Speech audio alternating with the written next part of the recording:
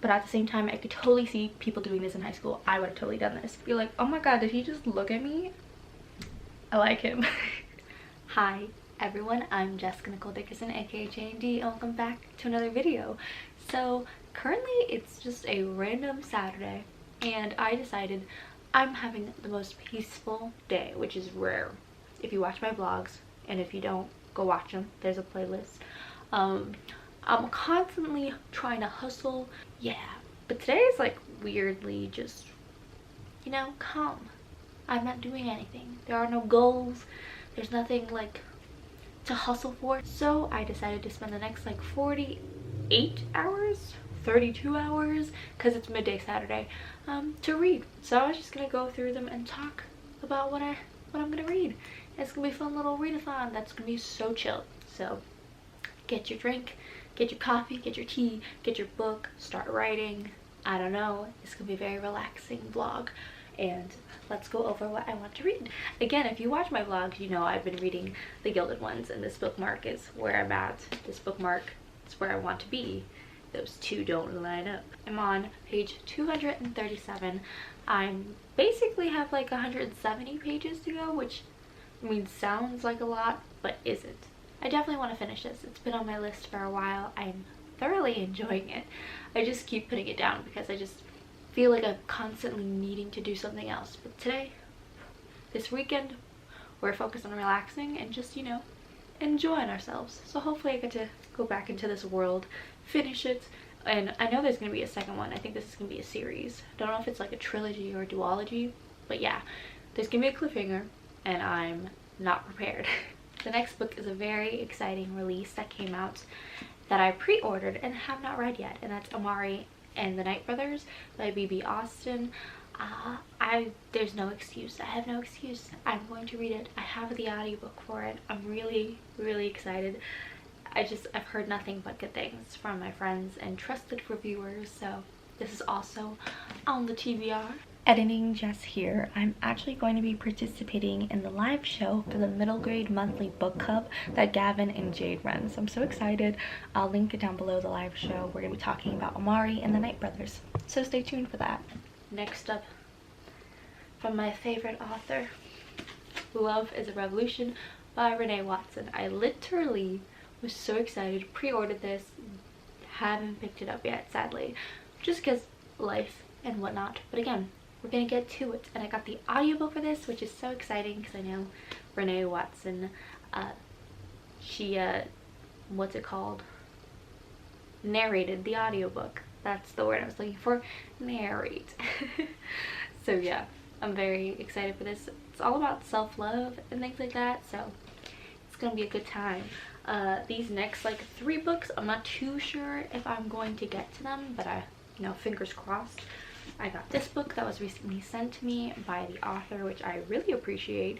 Again, check out the vlogs so you can see what I've gotten and accumulated over time.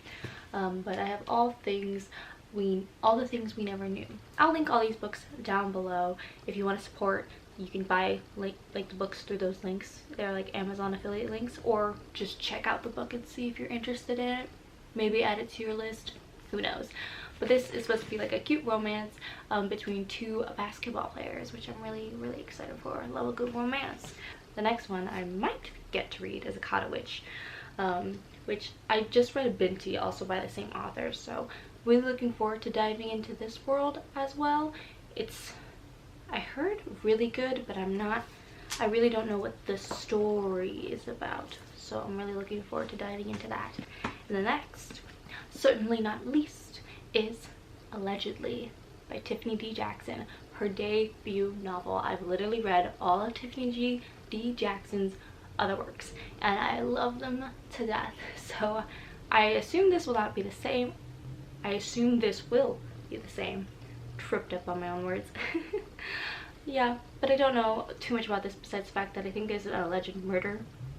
But I know that Tiffany D. Jackson does every book justice, so I'm really looking forward to finally reading this. So yeah, that's my little stack for the day. I hope to just keep the chill energy, just keeping the chill energy, It's currently like 5 p.m. I'm going to make some new coffee and probably dive into, if I'm being honest, the book I'm most excited for. Comment down below right now. What book do you think I'm going to want to read first? Oh wait.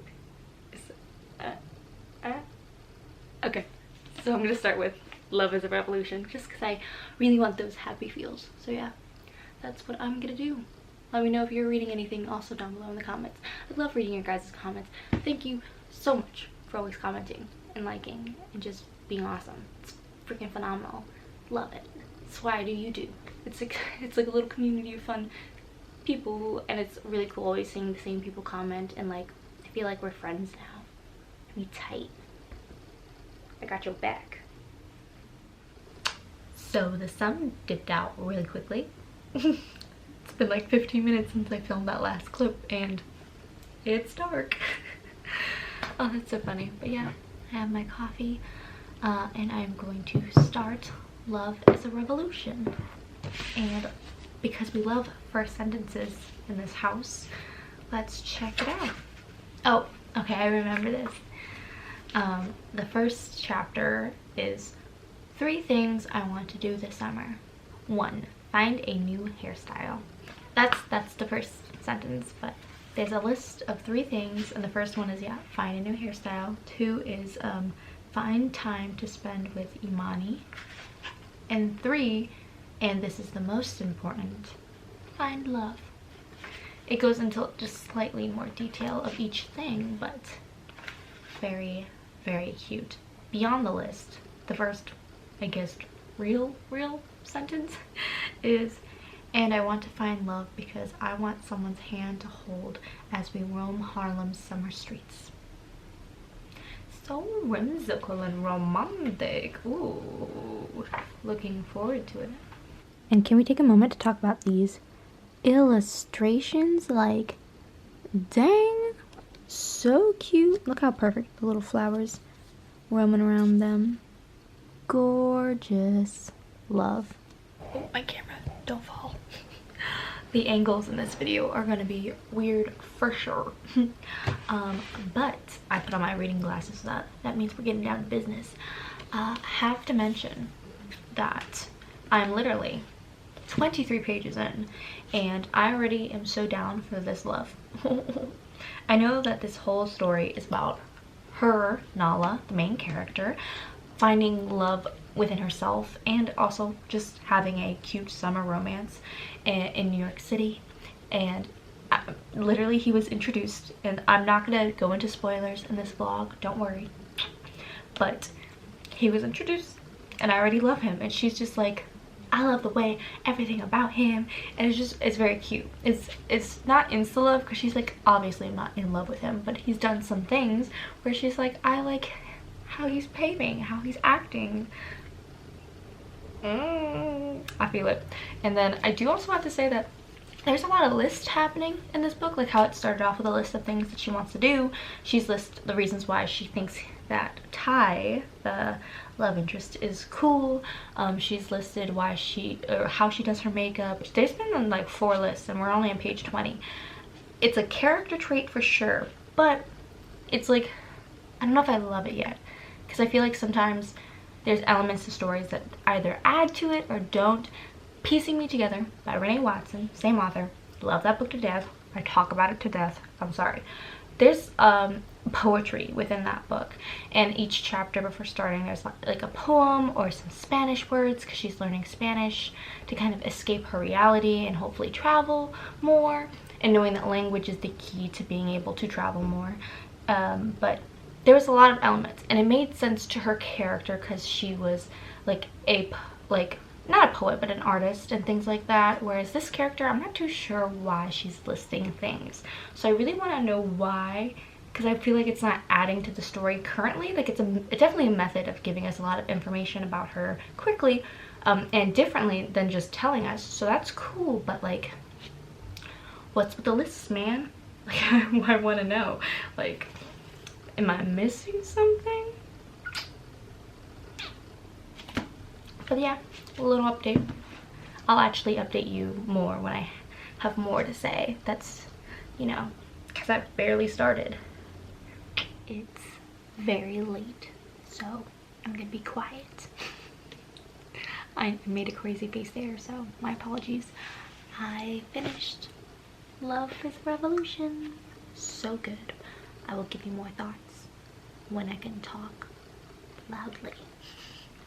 But it was cute, so precious. Don't know what I'm gonna read next. It's either going to be Amari, something fun and energetic to keep me up, or All the Things We Never Knew. Cute, maybe also fun, keep me up energy. I don't know.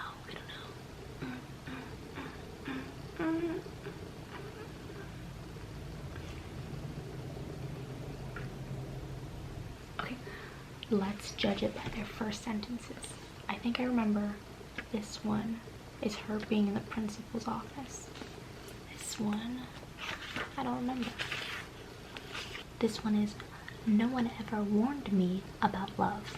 So I think I'm gonna go with this one. I wanted to wake up at 7. It's 11. Sleep is a part of relaxing. It's the next day and I slept so good. Good sleep. But I have my coffee and my bagel. Am I gonna read right now? No. I'm gonna wake up. But yeah, update you later. I am having the most incredibly lazy Sunday I've ever had, and it's so enjoyable. Currently it is 5 p.m. and I have finished my second book. Yes, I've only read 2 books, but you know what? It's better than none. So let's talk firstly about Love is a Revolution, because I didn't talk about it last night, or technically this morning when I finished it, because it was very, very, very late / early. So let's talk about it. I really enjoyed this book, for one. So this is a story about a girl who kind of ends up having a crush on this guy who's very involved in community organizations and just like very environmentally friendly, considers himself an activist, and he's a part of this group, the Inspire Harlem, or just Inspire Harlem, fancy group. She has a crush on him. She thinks he's super cool, but she doesn't think that he'd like her as who she is, so she makes tons of lies about how she's involved in the community, how she has a job and whatnot. And yeah, we end up learning that she just doesn't have a lot of faith in herself, doesn't love herself a lot. And the story is about both a romantic relationship between him and her, but also a relationship between family, loving and trusting and respecting your family. She ends up moving out of her mom's house and moves in with her aunt, like her mom's sister, and her cousin, and she has her cousin sister friend. I love how that's referenced in the book, literally cousin sister friend. And they have kind of a falling out, and they explore their relationship more. I really like that aspect of this book. I did really enjoy this book overall. I'd say the one thing I did not like is that I think that like her whole lying and compulsive lying thing, it just wasn't totally believable, because at some points I'm like, okay, she can tell the truth here, she could tell the truth here, she could tell the truth here. There were just so many instances when she was like given a chance and she was just like, I know I have a chance to tell him the truth, and then decides not to. I can totally get that once or twice, but after repetitively being told that he doesn't like lies, she continued to lie, and it just seemed like it was just trying to push that too much. Like, kind of felt like that miscommunication trope almost, to a sense. And it was just like, it just didn't always feel exactly 100% believable. But I could totally understand the whole reason behind it, the plot behind it, the message of not being able to love yourself, to be honest with the people you love because you're scared they're gonna reject you. I just wish it felt more solid at some point. Sometimes it really felt like, wow, we are really trying to make sure she's lying at every opportunity. And I'm like, why? But yeah, that's that. The other thing that was also just a little bit of a nuisance is that she was making lists throughout this whole book, and it's not explained until like the 200th page, which is This book is only 290 pages long. It was explained like near page 200 why she likes making lists. And I was like, this whole book, I was like, why is this a character trait of hers? I don't understand. And I was just like, it's not a big deal, because I also understand that Renee Watson's writing style tends to involve a lot of poetry, music, excerpts, and lists apparently. Because I remember piecing it together. Another one of her books has a lot of those elements to it. I even think What Mama Left Me, another book of hers, also has lists and poems and things. So I know it's what Renee Watson likes to do. I just feel like it didn't exactly align with the character until I read that chapter 200 pages in, going, oh, makes sense. I wish that was kind of more around the 100 page mark, so I could actually follow the list and be like, this makes sense, and not open a chapter, have a list, and be like, why is she making so many lists? Those were the only faults in this. So I'm giving this a 4.5. Still very, very enjoyable. I just really enjoyed the self-love exploration, trusting yourself, also the talk about family. So this isn't your like average love story between two people, but definitely still enjoyable. Now let's move on to the next book. Dun, dun, dun, dun. Amari and the Night Brothers. So this is a story about a girl whose brother goes missing, and she is on a quest to figure out what the heck happened, and she realizes that beyond her world there is this other world. There's this supernatural world, and her brother was involved in it, and she thinks that's why he went missing. And then she goes in and tries to figure out what the fridge is happening. What the fridge? Yeah, that's basically all I can explain about it. I feel like you should just go in not knowing too much, besides the fact that this is a really fun and engaging middle grade. I really enjoyed it. I do want to say that the writing style wasn't my absolute favorite, and that's shocking, because actually middle grade I find to have the most lyrical writing and most expressive and visual, and normally middle grade writing is just so exquisite, I feel like, because they have to figure out a really engaging way to you know, engage younger readers. So I felt like this felt not as like, the writing style just wasn't what I was expecting. I was kind of expecting a little bit more. This kind of felt almost more YA actually, which is kind of funny, even though she's 12. But yeah, it was a good read. Yeah, the writing style was just a little simplistic for me, but I really love the messaging. The only other fault I have with this is that Amari does come from like the hood, and it was interesting in the book they called it the wood because it was the Rosewood Projects. So she's, you know, girl from the wrong side of the tracks, and she gets a second chance at life because she is smart and is brave and has family to support her. So I just feel like, though I appreciate the representation, and I talked a little bit about this on my Goodreads, so you should follow me there to see my comments as I read books, but though I appreciate the representation, because obviously there are a lot of people who are underprivileged, homeless even, like I would even appreciate this story more if she was like homeless, because that's something we don't hear about. But we constantly have stories of black children who are poor and angry, but like get out of their circumstance because they're either very smart or randomly get into luck and they're swept away to this other like world or experience or opportunity. Kind of tired of that. Yes, it's true, people are poor, they're out there, but it seems like a lot of black heroes especially come from the hood, and I appreciate the representation, but let's diversify it. Let's have some like middle class people or homeless people, or there's just so many variations that I feel like it's just so common that like, how many stories are there about like white people being poor?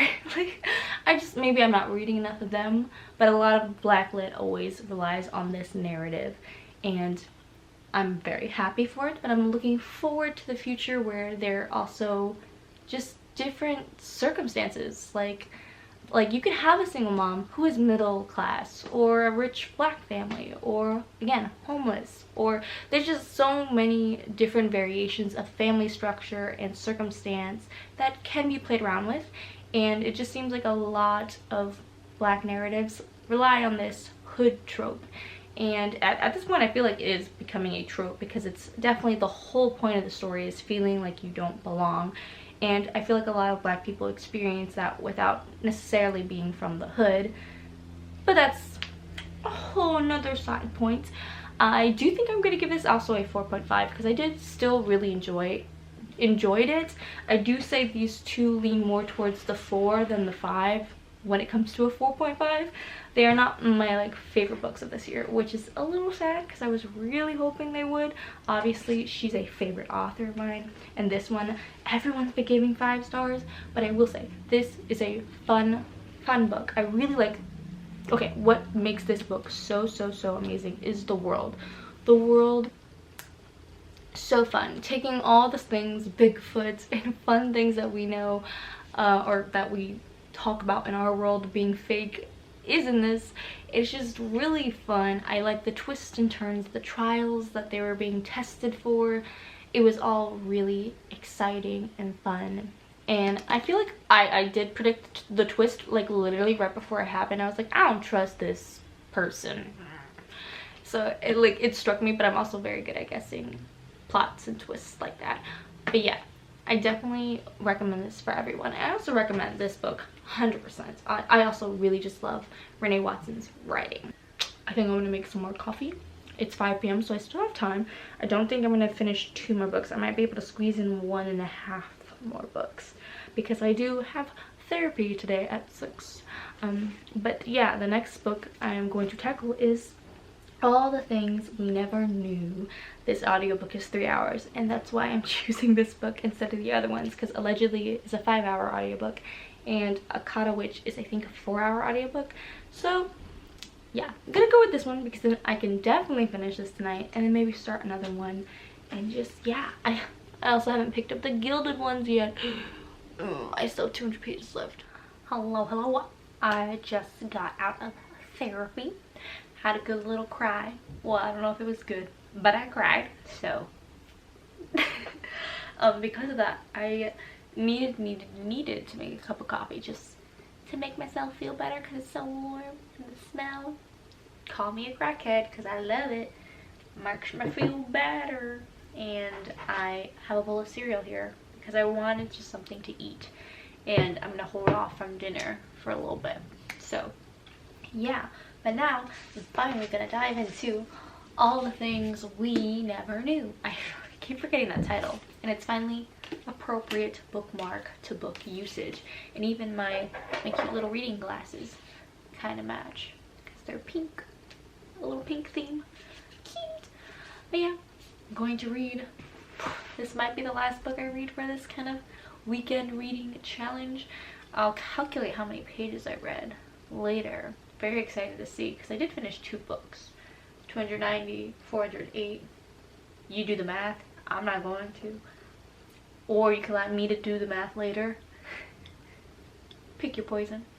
But yeah, I'm gonna get to reading and enjoy my cereal. So it's the next day and I managed to finish All the Things We Never Knew last night. And I gotta say, I think this is my favorite out of the books I've read. So I did manage to read 3 books, as I talked about earlier. Love is a Revolution was the first book. I rated that a 4.5.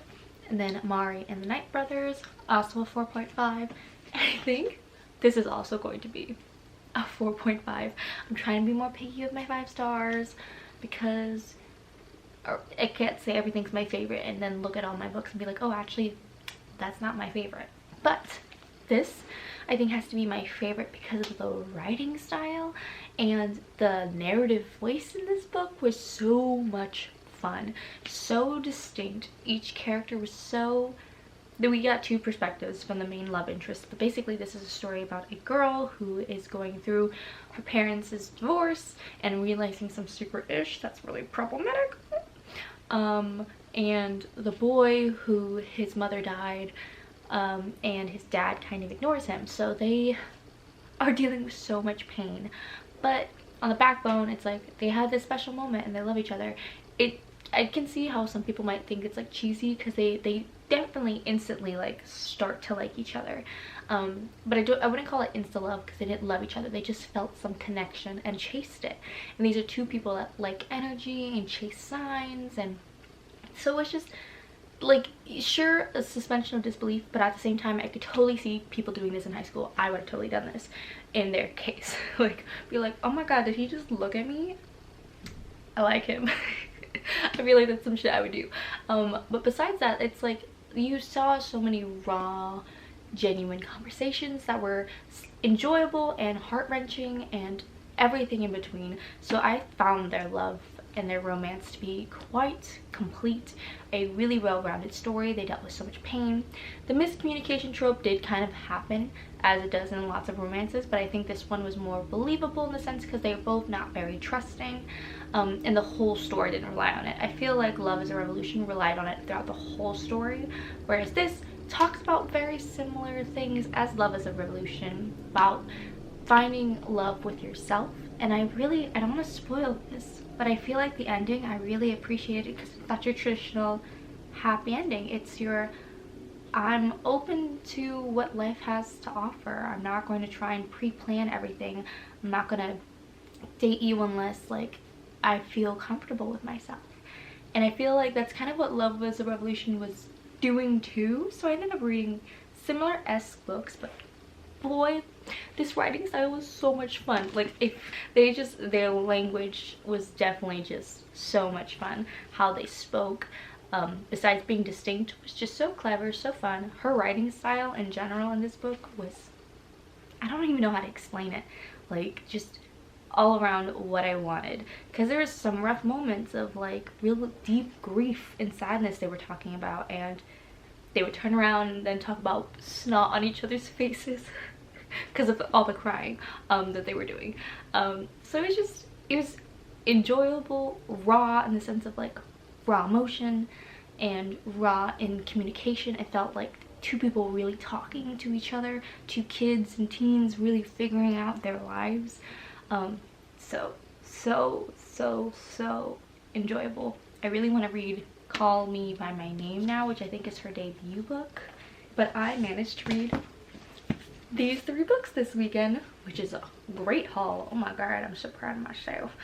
But yeah, let's see how many pages I managed to read. Let's do some math, because that's what you want to do when you have a self-care reading vlog. You want to do some math. Okay, All the Things We Never Knew is 372 pages. 372. Amari and the Night Brothers, which I believe is closer to 408. So we're at 780 right now. And then we're going to add Love is a Revolution, which is 290. I read 1,070 pages. 3 books. Watcha. How exciting. Really fun. Reading is just definitely my form of self-care. A little bit of escapism and avoiding, which isn't great, but it always makes me feel really good, especially if the books are really good. And I think I lucked out in picking up these 3 books because they were all about self-love, self-confidence, believing in yourself. Even Amari and the Night Brothers really tackled that, which was enjoyable. So yeah, I definitely really liked all of these, but I do have to say this one was probably my favorite. It was really enjoyable. It's something that I immediately like wanted to reread. And yeah, the writing style was lyrical but also really like just fun. But yeah, that's what I managed to read. I hope you enjoyed this video. I feel like it's a long one, but it's like just a self-care, self-love, relaxing reading vlog, and it's been so therapeutic being on YouTube and talking about my feelings with you guys, and you guys either relating or yeah, it's really helped me out of a lot of dark times. Currently, I feel like in the middle of one. If you've been watching my vlogs, you know. If you like this video, make sure to check out my playlist of vlogs for this year, or check out my Patreon for extra content for a low price. But yeah, only if you want, only if you're interested. Thank you so much for watching. I hope this video gave you more sunshine, and I will see you in the next one. Bye. If you liked this video, make sure to give it a like, but also leave this comment down below. That way I know. you're the real MVP.